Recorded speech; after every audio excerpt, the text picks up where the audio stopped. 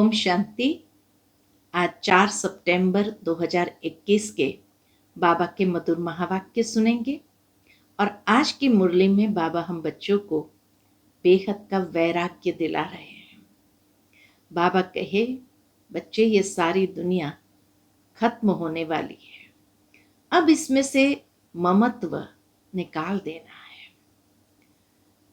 बाबा कहे, तुम बच्चों को अब सर्विस की उछल आनी चाहिए, लेकिन फिर भी कई बच्चों को सर्विस की उछल नहीं आती है। तो उसका 2 कारण बाबा ने विशेष बताया कि सर्विस की उछल क्यों नहीं आती है। पहली बात, या तो लक्षण ठीक नहीं है, कोई ना कोई विकर्म होते रहते हैं, और या तो दूसरा कारण बाबा ने बताया, या तो बुद्धि कोई ना कोई देहधारियों में फंसी हुई है, ममत्व है, इसीलिए सर्विस की उछल नहीं आती है। तो सुनते हैं बाबा के मधुर महावाक्य। ओम शांति। मीठे बच्चे, अभी इस दुनिया का होपलेस केस है, सभी मर जाएंगे, इसलिए इससे ममत्व मिटाना है। इसलिए इससे ममत्व मिटाओ, माम एकम याद करो। प्रश्न है आज की मुरली से, सर्विस की उछल न आने का कारण क्या है? उत्तर है, पहली बात, अगर लक्षण ठीक नहीं है, बाप को याद नहीं करते, तो सर्विस की उछल आ नहीं सकती। कोई न कोई उल्टे कर्म होते रहते हैं, इसलिए सर्विस नहीं कर सकते। दूसरी बात बाबा ने कही, बाप का जो पहला डायरेक्शन है, आप मुए मर गई दुनिया, इसे अमल में नहीं लाते। बुद्धि देह और देह के संबंधों में फंसी हुई है, तो सर्विस कर नहीं सकते। आज की मुरली से पहले गीत बजा है, ओम नमः शिवाय। ओम शांति। अब ये भक्ति मार्ग का गीत सुना। शिवाय नमः कहते हैं, शिव का नाम घड़ी घड़ी लेते हैं, रोज शिव के मंदिर में जाते हैं, और जो त्योहार है वह वर्ष वर्ष मनाते हैं। पुरुषोत्तम मास भी होता है, पुरुषोत्तम वर्ष भी होता है। शिवाय नमः तो रोज कहते रहते हैं। ओम नमः शिवाय, शिवाय नमः रोज कहते रहते। शिव के पुजारी बहुत है, रचयिता है शिव, ऊंचते ऊंच भगवान। कहते भी है, पतित पावन परमपिता परमात्मा शिव है, रोज पूजा भी करते हैं। तुम बच्चे जानते हो, यह संगम युग है, पुरुषोत्तम बनने का युग। जैसे जिस्मानी पढ़ाई से कोई न कोई ऊंच पद पाते हैं ना, इन लक्ष्मी नारायण ने ये पद कैसे पाया, विश्व के मालिक कैसे बने, ये किसको भी पता नहीं। शिवाय नमः भी कहते हैं, तुम मात पिता हम बालक तेरे, रोज महिमा गाते हैं, परंतु यह नहीं जानते कि वह कब आकर मात पिता बनकर वर्षा देते हैं। तुमको मालूम है कि दुनिया के मनुष्य तो कुछ भी नहीं जानते हैं। भक्ति मार्ग में कितने धक्के खाते हैं, अमरनाथ पर कितने झुंड के झुंड जाते हैं, कितने धक्के खाते हैं। किसको ऐसा कहो तो बिगड़ पड़ेंगे। बाबा कहे, अगर किसी को कहो कि कितना धक्के खाते हो तो बिगड़ पड़े। तुम थोड़े बच्चे हो जिनको अंदर में बहुत खुशी है ना खुशी। बाबा कहे, तुम थोड़े बच्चे हो जिनको अंदर में बहुत खुशी है, लिखते भी रहते हैं, बाबा जब से आपको पहचाना है, बस अब तो हमारी खुशी का पारावार नहीं रहा है। कुछ भी तकलीफ आदि होती है, फिर भी खुशी में रहना चाहिए। बाबा कहे, खाली बाबा को याद करके खुशी में पत्र नहीं लिखना है, लेकिन कुछ भी तकलीफ आदि होती है फिर भी खुशी में रहना चाहिए। हमेशा परम आदरणीय गुलजार दादी कहते थे कि कुछ भी हो जाए लेकिन खुशी न जाए। हम बाप के बने हैं, ये कभी भूलना नहीं चाहिए। तुम बच्चे जबकि जानते हो हमने शिव बाबा को पाया है। हर एक बच्चा ये जानते हैं हमने शिव बाबा को पाया है, तो खुशी का पारावार नहीं रहना चाहिए। माया घड़ी घड़ी भुला देती है। बल लिखते हैं हमको निश्चय है, बाबा को हम जानते हैं, फिर भी चलते चलते ठंडे पड़ जाते हैं। 6-8 मास 2-3 वर्ष आते नहीं तो बाबा समझ जाते हैं पूरा निश्चय बुद्धि नहीं है, पूरा नशा नहीं चढ़ा है। ऐसा बेहद का बाप जिससे 21 जन्मों का वर्षा मिलता है, निश्चय हो जाए तो बहुत खुशी का नशा रहना चाहिए। जैसे किसके बच्चे को राजा गोद में लेना चाहते हैं, बच्चे को मालूम पड़ जाता है कि हमारे लिए ऐसी बातचीत हो रही है कि राजा चाहता है इस बच्चे को हम वारिस बनाएं, तो बच्चे को बहुत खुशी होगी ना। मैं राजा का बच्चा बनता हूं, वह गरीब का बच्चा शाहूकार की गोद लेते हैं तो बहुत खुशी होती है ना। जान जाता है कि मुझे फलाना एडॉप्ट करते हैं तो गरीबी का गम भूल जाता है। वह तो है फिर भी एक जन्म की बात, यहाँ बच्चों को खुशी रहती है 21 जन्म वर्षा लेने की। तो देखो बाबा इस पुरानी दुनिया से कैसे कैसे बातों के आधार पर वैराग्य दिलाते हैं।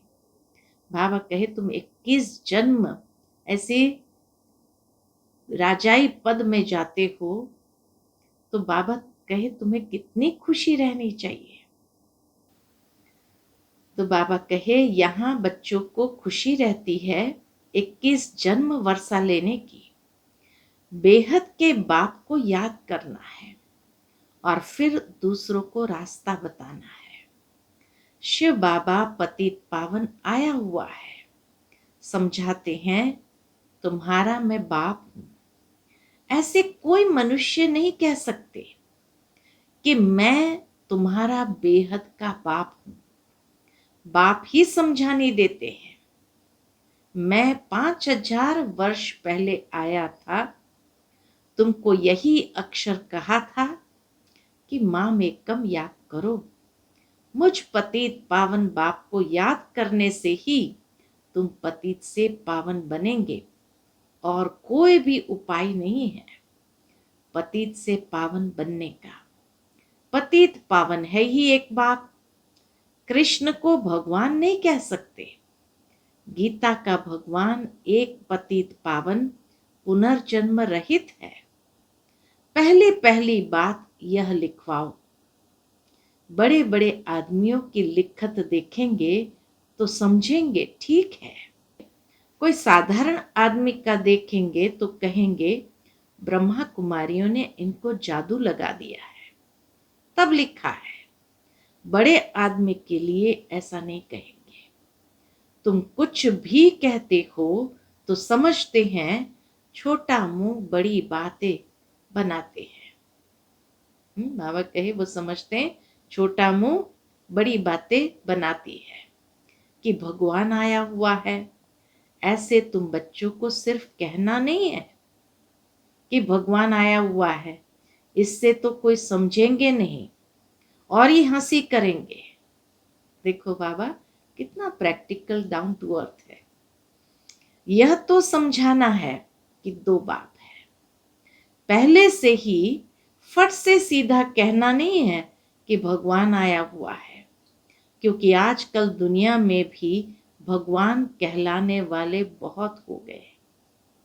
देखा किस लिए बाबा ने कहा ये बात कि डायरेक्ट नहीं कहो कि भगवान आया हुआ है, क्योंकि आजकल दुनिया में भगवान कहलाने वाले बहुत हो गए हैं। सब अपने को भगवान का अवतार समझते हैं। तो युक्ति से दो बाप का राज समझाना चाहिए। एक है हद का बाप, दूसरा है बेहद का बाप। बाप का नाम है शिव, वह सब आत्माओं का बाप है, तो जरूर बच्चों को वर्षा देते होंगे, शिव जयंती भी मनाते हैं, वही आकर स्वर्ग की स्थापना करते हैं। तो जरूर नरक का विनाश होना है, उसकी भी निशानी है। यह महाभारत लड़ाई है। कैसे युक्ति से समझाना बाबा सिखाते हैं। बाकी सिर्फ भगवान आया है यह कहने से कोई समझेंगे नहीं। ढिंडोरा पीटते रहते हैं ऐसी ऐसी उल्टी सर्विस करने से, और ही फिर सर्विस में ढीलापन आ जाता है। तो इसको बाबा ने कहा उल्टी सर्विस। एक तरफ कहते भगवान आया हुआ है, भगवान पढ़ाते हैं, फिर जाकर शादी करते हैं, तो लोग कहेंगे तुमको फिर क्या हुआ? तुम तो कहते थे कि भगवान पढ़ाते हैं। कहते हैं हमने जो सुना था सो कह दिया। अनेक प्रकार के विघ्न भी पड़ते हैं अपने बच्चों से। यज्ञ में बाबा कहे अपने बच्चों से भी बहुत सारे विघ्न पड़ते हैं। जैसे हिंदू धर्म वालों ने आपे ही अपने को चमाट मारी है ना, वास्तव में है देवी देवता धर्म के, परंतु कह देते हम हिंदू हैं। अपने को चमाट मारी है ना। अभी तुम जानते हो हम ही पूज्य थे तो श्रेष्ठ कर्म श्रेष्ठ धर्म था। आसुरी मत पर धर्म भ्रष्ट कर्म भ्रष्ट बन पड़े हैं। हम ही अपने धर्म की ग्लानि शुरू करते हैं आसुरी माया की मत से। इसलिए बाबा ने खुद कहा है वह है आसुरी संप्रदाय, यह है दैवी संप्रदाय। जिनको मैं राजयोग सिखलाता हूं, जिनको बाबा आकर राजयोग सिखाते, वह है दैवी संप्रदाय। अभी है कलयुग। जो यह नॉलेज आकर सुनते हैं वह असुर से बदल देवता बनते हैं। यह नॉलेज है ही देवता बनने के लिए। 5 विकारों पर जीत पाने से देवता बनते हैं। विधि भी बता दी बाबा ने कि देवता बनने की विधि क्या है। तो 5 विकारों पर जीत पाने से देवता बनते हैं। बाकी असुर और देवताओं की कोई लड़ाई नहीं लगी, यह भी भूल कर दी है। फिर दिखाते हैं जिसके तरफ साक्षात भगवान है उनकी विजयी हुई, उसमें नाम कृष्ण का दे दिया है। वास्तव में है तुम्हारी माया से युद्ध। बाप कितनी बातें बैठ समझाते हैं, परंतु तमो प्रधान ऐसे हैं जो बिल्कुल समझते ही नहीं, बाप को याद नहीं कर सकते। समझते भी है हमारी ऐसी तमो प्रधान बुद्धि है। बाबा कहे ये जानते भी है कि हमारी ऐसी तमो प्रधान बुद्धि है जो याद ही नहीं ठहरती। इसलिए उल्टा काम करता रहता हूं। अच्छे अच्छे बच्चे भी याद बिल्कुल नहीं करते, लक्षण सुधारते ही नहीं, इसलिए सर्विस की उछल नहीं आती है।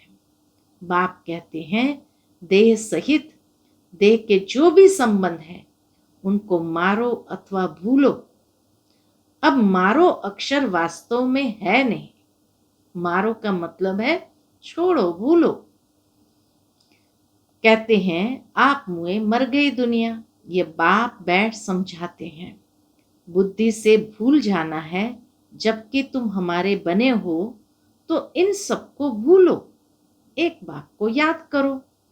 जैसे कोई बीमार का होपलेस केस हो जाता है तो फिर उससे ममत्व मिटाना होता है। फिर उनको कहते हैं राम राम कहो।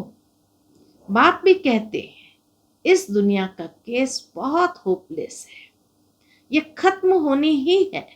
सब मर जाएंगे, इसलिए इनसे ममत्व मिटाओ। वह तो राम राम की धुन लगाते हैं। यहाँ तो एक की बात नहीं, सारी दुनिया विनाश होनी है, इसलिए तुमको एक ही मंत्र देता हूं। कौन सा मंत्र बाबा देते हैं? माम एकम याद करो।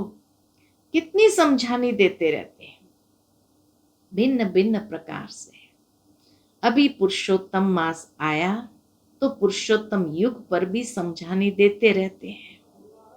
समझाने की बड़ी होशियारी चाहिए, धारणा अच्छी चाहिए, कोई पाप कर्म नहीं करना चाहिए। बिगर छुट्टी कोई चीज उठाना खाना, यह भी बहुत गुप्त पाप है।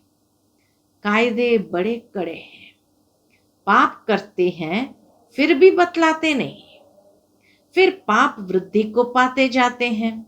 यहाँ तो तुम बच्चों को पुण्य आत्मा बनना है, हमको पुण्य आत्मा से स्नेह है। बाबा कहे हमको पुण्य आत्मा से स्नेह है, पाप आत्मा से विरोध है।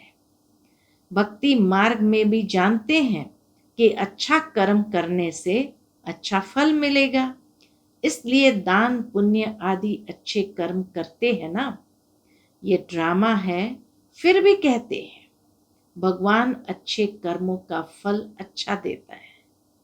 बाबा कहे जानते हैं ड्रामा प्लान अनुसार सब होता है, लेकिन ये जानते हुए भी कहते भगवान अच्छे कर्मों का फल अच्छा देते हैं। बाप कहते मैं सिर्फ ये धंधा थोड़ी बैठकर करता हूं, यह तो सारी ड्रामा में नूंद है। ड्रामा अनुसार बाप को जरूर आना है। बाप कहते हैं मुझे आकर सबको रास्ता बताना है, बाकी इसमें कृपा आदि की कोई बात ही नहीं है। कोई कोई लिखते हैं बाबा को, कोई कोई लिखते हैं बाबा आपकी कृपा होगी तो हम आपको कभी नहीं भूलेंगे। बाप कहते हैं हम कभी कृपा आदि नहीं करते हैं, यह तो भक्ति मार्ग की बातें हैं, तुमको अपने ऊपर कृपा करनी है। बाबा क्या कहते हैं? बाबा कृपा नहीं करता, तुमको अपने ऊपर कृपा करनी है। कैसे करेंगे? बाप को याद करेंगे तो विकर्म विनाश होंगे। भक्ति मार्ग की बातें ज्ञान मार्ग में होती नहीं। ज्ञान मार्ग है ही पढ़ाई। टीचर कोई पर कृपा थोड़ी करेगा, हर एक को पढ़ना है। बाप श्रीमत देते हैं, उस पर चलना चाहिए ना, परंतु अपनी मत पर चलने कारण कुछ भी सर्विस नहीं करते। बच्चों को बिल्कुल पुण्यात्मा बनना है, जरा भी कोई पाप न हो। कई बच्चे अपना पाप बताएंगे कभी नहीं। बाप भी कहते हैं वह ऊंच पद कभी नहीं पाएंगे। गाया हुआ है चढ़े तो चाखे वैकुंठ रस, गिरे तो चकना चूर। बच्चे जानते हैं बहुत ऊंच मर्तबा है, गिरते हैं तो कोई काम के नहीं रहते। अशुद्ध अहंकार है पहला नंबर, फिर काम क्रोध लोभ भी कम नहीं। लोभ मोह भी सत्यानाश कर देते हैं। बच्चे आदि में मोह होगा तो वह याद आते रहेंगे। आत्मा तो कहती है मेरा तो एक शिव बाबा, दूसरा न कोई, और कोई भी याद न पड़े, ऐसा पुरुषार्थ करना है। यह सब तो खत्म होना है, विनाश सामने खड़ा है, वर्षा तो ले नहीं सकेंगे। इनमें क्या मोह रखना है? ऐसे ऐसे अपने साथ बातें करनी है, सारी दुनिया को बुद्धि से भूलना है। यह तो सब खत्म होना ही है। तूफान ऐसे लगेंगे जो एकदम खत्म हो जाएंगे। आग कहाँ लगती है और हवा जोर से आती है तो झट एकदम खलास कर देती है। आधा घंटे में 100-150 झोपड़ियों को खत्म कर देती है। तुम जानते कि इस भंबोर को आग लगनी ही है, नहीं तो इतने सब मनुष्य कैसे मरेंगे? जो अच्छे बच्चे हैं, लक्षण भी अच्छे हैं, तो सर्विस भी अच्छी करते हैं। तुम बच्चों को नशा रहना चाहिए। पूरा नशा तो अंत में रहेगा, जब कर्मातीत अवस्था हो, फिर भी पुरुषार्थ करते रहते हैं। बनारस में शिव के मंदिर में तो बहुत जाते हैं, क्योंकि वह है ऊंचते ऊंच भगवान। वहां शिव की भक्ति बहुत है। बाबा तो कहते रहते हैं, वहां उनको जाकर समझाओ। ये शिव भगवान इन लक्ष्मी नारायण को ये वर्षा देते हैं। संगम पर ही ये वर्षा उनसे मिला हुआ है। यह समझाने से फिर ब्रह्मा सरस्वती की भी समझानी आती है। चित्रों पर बड़ा क्लियर समझा सकते हो। इन्हों को ये राज्य कैसे मिला? इन लक्ष्मी नारायण के राज्य में भक्ति मार्ग था नहीं। कहेंगे भक्ति तो अनादि ही है। दुनिया में लोग क्या कहेंगे? भक्ति तो अनादि है ही। अभी तुमको कितनी नॉलेज मिली है, तो नशा चढ़ना चाहिए ना। हमको भगवान पढ़ा रहे हैं 21 जन्म का राज्य भाग्य देने के लिए। तुम स्टूडेंट हो ना, जिसको निश्चय होगा ये ब्रह्मा कुमारियां जिस द्वारा सुनकर हमको निश्चय बिठाती है, वह खुद क्या होगा? ऐसे बाप से तो पहले मिले। उनको अंदर लगन लगेगी कि ऐसे बाप से तो जाकर के पहले मिले। जब तक पूरा निश्चय नहीं होगा तब तक बढ़ेगा नहीं। निश्चय वाला ही झट भागेगा। ऐसे बाप के पास हम जाकर मिलेंगे, छोड़ेंगे नहीं।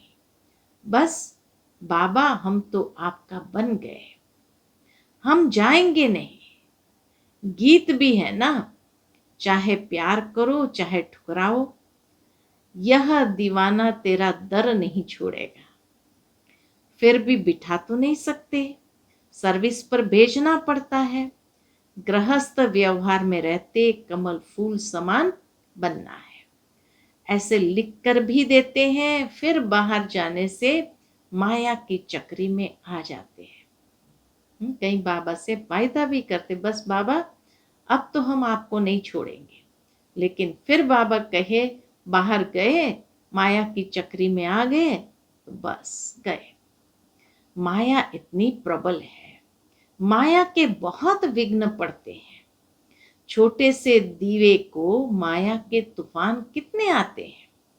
इन गीतों का भी सार बाप आकर समझाते हैं। तुम्हारा पुरुषोत्तम युग चल रहा है, भक्तों का पुरुषोत्तम मास चल गया। बाबा कहे भक्तों का पुरुषोत्तम मास चला गया।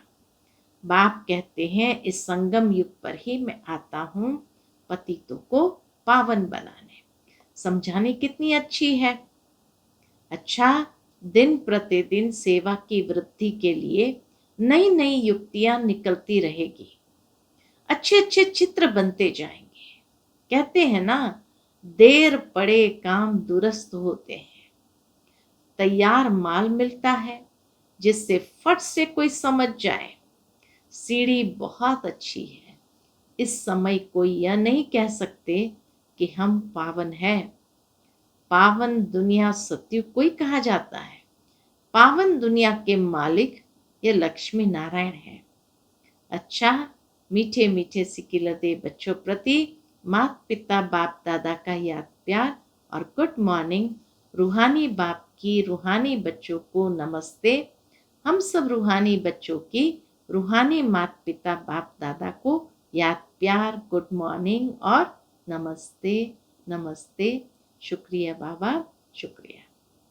आज की मुरली से धारणा के लिए मुख्य सार है। पहली पॉइंट, जरा भी कोई बड़ा अथवा सूक्ष्म पाप न हो। बाबा कहे जरा भी कोई बड़ा अथवा सूक्ष्म पाप न हो। इसका बहुत बहुत ध्यान रखना है। कभी कोई चीज छिपाकर नहीं लेनी है। लोभ मोह से भी सावधान रहना है। अशुद्ध अहंकार, दूसरी पॉइंट, अशुद्ध अहंकार जो सत्यानाश करने वाला है उसे त्याग देना है। एक बाप के सिवाय दूसरा कोई भी याद न पड़े यही पुरुषार्थ करना है। आज का बाबा का मधुर वरदान है, सूक्ष्म संकल्पों के बंधन से भी मुक्त बन, ऊंची स्टेज का अनुभव करने वाले निर्बंधन भव। सूक्ष्म संकल्पों के बंधन से भी मुक्त बन, ऊंची स्टेज का अनुभव करने वाले निर्बंधन भव। जो बच्चे जितना निर्बंधन है उतना ऊंची स्टेज पर स्थित रह सकते हैं। इसलिए चेक करो कि मनसा वाचा कर्मणा में कोई सूक्ष्म में भी धागा जुटा हुआ तो नहीं है। एक बाप के सिवाय और कोई याद न आए।